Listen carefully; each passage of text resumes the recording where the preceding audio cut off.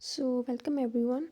In this video, we will be talking about the estimation of calcium gluconate, and this estimation will be done by the basics of complexometric titration, which we have already discussed in another video. So, the same basic principle will be used for the estimation of calcium gluconate. Now, let us begin. So this experiment can be divided into three parts. So firstly we will carry out the preparation of reagents and solutions, and then we will do the standardization of EDTA solution, which will be our titrant in order to estimate our sample, which is calcium gluconate. And the strength of EDTA solution will be 0.05 molar 0.05 molar, and this EDTA solution is actually disodium aditate. And finally we will carry out the estimation of calcium gluconate by using our standardized EDTA solution. So this is all the steps which we will be carrying out in this estimation. Now let us begin with step 1. So step 1 is the preparation of reagents and solutions. Okay, so the first preparation is of calcium chloride, which is of 0.05 molar strength. This calcium chloride will be used for the standardization of our EDTA solution in step 2. Okay, so firstly we need to dissolve 5.54 grams of calcium chloride in 700 ml of distilled water, and then make the volume up to 1000 ml. And as we have discussed in previous so many videos, that whenever we have to prepare molar solutions, we always see the molecular weight. So by doing the same calculations, we will find out that this much amount of calcium chloride we need in order to prepare a solution of this much strength. Okay, so for that calculations I have already shown here. So this is the basic formula. Mass of solute is equals to molecular weight into molarity into volume, and this equation came from the formula of our molarity. Molarity is equals to the number of moles of solute upon the volume of solution in liters, and if we substitute the value of number of moles, which is equals to mass of solute upon molecular weight, into this equation, so final equation will be mass of solute is equals to molecular weight into molarity into volume. Okay, so the molecular weight of calcium chloride I have already calculated, it was around this, and the molarity which we require is 0.05, and the volume of our solution is 1000 ml, which is equals to 1 liter. When we put all of these values in this equation, the final value is this. Okay, this means that when we will dissolve this much gram of calcium chloride in 1000 ml of distilled water, the solution which we will get will be having strength 0.05 molar. Okay, this is the calculation for that part. Now let us move on to the next preparation, which is of ammonia solution. So we have to prepare 10 molar ammonia solution, and this will be prepared by dissolving 75 ml of strong ammonia solution in 100 ml of distilled water. After that we will carry out the preparation of ammonia buffer pH 10. So usually the complexometric titrations they occur at pH 10, so that is why we need ammonia buffer solution, and that is the preparation we are doing right now.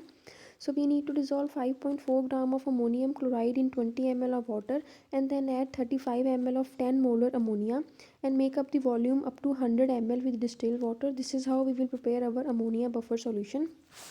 And then finally we will carry out the preparation of our EDTA solution. So what we need to do, we need to weigh accurately about 18 grams of disodium aditate and dissolve in 1000 ml of distilled water, and the molarity which we will get the strength of the solution which we will get will be around 0.05 molar. So this calculation also I have shown below.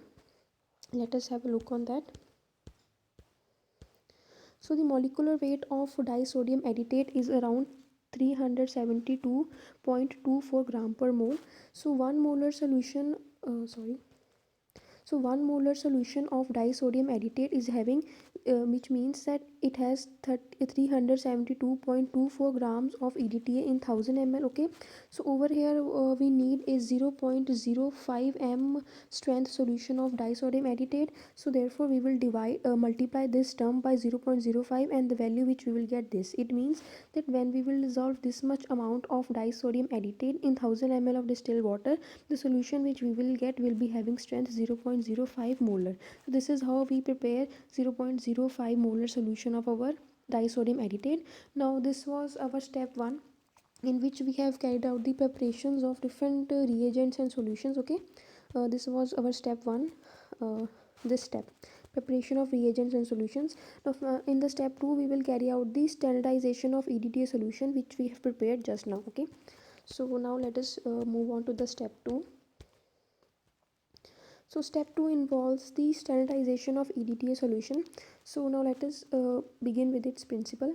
So the same principle of complexometric titration will be used. So indicator is added in calcium chloride solution. Firstly, we will take our calcium chloride solution, and in that we will add our indicator, which results in the formation of calcium indicator complex. Okay, which result in the formation of calcium indicator complex. So firstly, our indicator will form a complex with our calcium chloride will react with indicator to form calcium indicator complex. This complex has been formed. Now what will happen that now on titrating against disodium acetate, which we have prepared in the above step, the complex give calcium to EDTA, which liberate blue colored indicator, that is the endpoint of reaction. Now what will happen that this calcium indicator complex has been formed. Now when we will carry out the titration with disodium acetate, what will happen that calcium disodium acetate complex will be formed and indicator will become free. Now this free indicator will result in the change of the color of the solution, which will mark our endpoint. Okay, this is also the basic of our complexometric titration. The same basic principle has been used. So this is how we will carry out the standardization of our disodium acetate, which is our titrant. Now let us see the methodology of this process. So what we will do, we will take 10 ml of calcium chloride in a conical flask. Okay, so in a conical flask we have taken 10 ml of calcium chloride firstly, and then we will add 5 ml of buffer solution to maintain the pH at around 10. Okay, so we have added 5 ml of buffer solution in this conical flask, and then we will add few drops of solochrome black tea indicator, which is our indicator which are used in the complexometric titrations.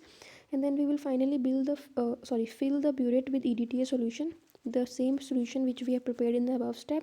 And then we will start the titration with EDTA solution with vigorous shaking of the flask until endpoint is obtained, which is suggested by a change in color. Okay, so the indicators which are used in complexometric titration, when they become free, they give a change in the color, and that change in color marks the endpoint of the titration. So this is how this titration will be completed, and then we will do the required calculations. So by using this formula M1 V1 is equals to M2 V2, we can calculate M2, and M2 here stands for the molarity of EDTA solution. So by performing this step, we will know the actual strength of our disodium acetate solution, and that value will be used in our final step when we have to calculate the percentage purity. Okay, because in estimation what we do, we carry out the percentage purity of our sample, and in percentage purity formula we need to know the actual strength. So this actual strength we are finding in this step. So M2 here stands for the molarity of EDTA solution. V1 is the volume of calcium chloride used. M1 is the molarity of calcium chloride, and V2 is the volume of EDTA solution used. These all values we can find from the this step, and finally we will get M2, which is the molarity of EDTA solution. This value will be used in our final step. Now let us move to the final step, which is the estimation of our calcium gluconate. Estimation of calcium gluconate. So now let us see its principle. So this is based on replacement complexometric titration. So replacement complexometric titration is a type of complexometric titration which we have already discussed in another video in detail. You can go and check that out if you want to understand this better. So here also you can understand it. Okay, so the replacement complexometric titration is a type of complexometric titration that will be used in order to estimate our calcium gluconate.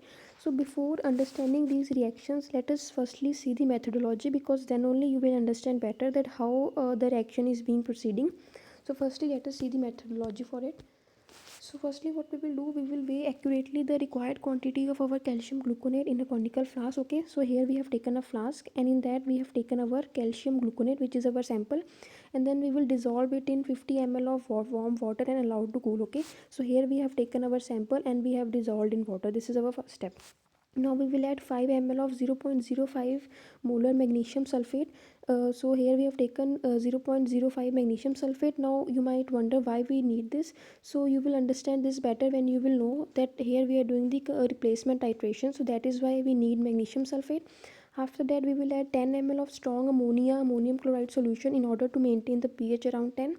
and then we will add 2 to 3 drops of mordant black indicator, and then okay, this is the step which we have done. And then we will fill the burette with standardized disodium acetate solution, and then start the titration with disodium acetate until the endpoint is reached, which is suggested by a change in color. Okay, this is the same basic steps of our complexometric titration. The main thing which is that you must know that firstly what all things we have in our conical flask before the titration is started. We have a calcium gluconate, we have magnesium sulfate, we have our the buffer solution, and we have our indicator. Okay, this is before the titration has begun. So now let us see the reaction which will be proceeding. So firstly what happened that before the titration has started, so firstly magnesium forms a complex with the mordant black 2 indicator, and which shows the first color. Okay, so the magnesium which is in the magnesium sulfate, it will form a complex with our indicator, and it will form magnesium indicator complex, and this complex will give us color 1. Okay, so now what will happen that the magnesium indicator complex, it is much more stable than the calcium indicator complex, and therefore calcium has no effect on magnesium indicator complex. So I hope this line is pretty clear to you, that this complex is much more stable than the calcium indicator complex, so this will remain as it is in the solution. Now what will happen that this all step was before the titration has begun. Okay, so now what will happen on titration. So on titration against the disodium acetate complex, what will happen that calcium and disodium acetate will be formed. So now the calcium ions of the calcium gluconate, they will form complex with the EDTA, and they will finally form calcium disodium EDTA complex. So now what will happen that when calcium is totally consumed, when all the calcium ions have been converted into a complex, what will happen that the next drop of disodium EDTA breaks the magnesium indicator complex and make complex with magnesium by liberating free indicator. I hope this thing is clear to you, that firstly in our conical flask we had magnesium indicator complex. Okay, and then when the titration was begin, the calcium ions will start to forming complex with EDTA and form calcium EDTA complex. Now when all the calcium have been consumed, so the next EDTA which will come down the burette into the conical flask, that will break this complex magnesium indicator complex, it will break, and that EDTA will form complex with the magnesium ion, and this indicator will be liberated free. I hope this thing is clear to you. So now when calcium is totally consumed, next drop of disodium acetate breaks the magnesium indicator complex and make complex with the magnesium by liberating the free indicator. So now we know that in complexometric titration, when the indicator becomes free, it gives us another color. So endpoint is detected by observing second color at the same time. Now this magnesium indicator complex will be broken down and EDTA will form complex with magnesium. So here magnesium disodium acetate complex is formed and our indicator becomes free, and in free indicator results in the change in the color of the solution, which marks our endpoint. So I hope this thing is clear to you, that how we have carried out our replacement titration, that we have actually replaced our ions. So firstly magnesium indicator complex was formed, and now it has been replaced. So I hope this thing is clear to you, that how we carried out this. Now let us see the remaining calculations. So in estimation, what we basically do, we always calculate the percentage purity. So that is what we will again do. So the formula for percentage purity is V into E into AM into 100 upon W into RM. So V here stands for the volume of disodium acetate used, which we can easily see from the titration. E is the equivalent factor of sample is calcium gluconate. AM is the actual molarity of titrant, which we have seen in step 2. This we have calculated in step 2. Rm is the required molarity of our titrant, which the required molarity was 0.05 m, and W is the weight of sample, which we can calculate, and that is in grams. Okay, these all values we can easily see. The important value which we must understand is the equivalent factor of sample. Now let us see how do we need to find that. So the calculations for that I have already written here down. So equivalent factor is the number of grams of sample that will react with 1 ml of titrant, which means that the number of grams of calcium gluconate that will react with 1 ml of our disodium acetate is the equivalent factor of our calcium gluconate. So this we have already calculated a number of times in so many videos, but now let us see again. So whenever we have to calculate the equivalent factor, we always see the molecular weight. So the molecular weight of calcium gluconate I've already calculated. It came out to be around this. Okay, So this means that 1000 ml of 1 molar solution of calcium gluconate has these many grams of calcium gluconate. So instead of 1000 ml, if we need 1 ml solution, so we will divide this term by 1000. Okay, so the value which we get is around this. So over here for 1 molar the grams are this, and if we need the value for 0.05 molar, then we will multiply this by 0.05 and the final value will be this. Okay, so 1 ml of 0.05 EDTA solution is equal to 1 ml of 0.05 calcium gluconate solution, and 1 ml of 0.05 molar calcium gluconate has these many grams of calcium gluconate. It means that with 1 ml of 0.05 EDTA solution, these many grams of calcium gluconate will react. So this is the equivalent factor of our calcium gluconate. So the equivalent factor of calcium gluconate for 0.05 molar EDTA is this. So by putting all of these value in this given formula, we can finally calculate the percentage purity. So this was all in the estimation of calcium gluconate. So if you like the video, please subscribe. Thank you for watching.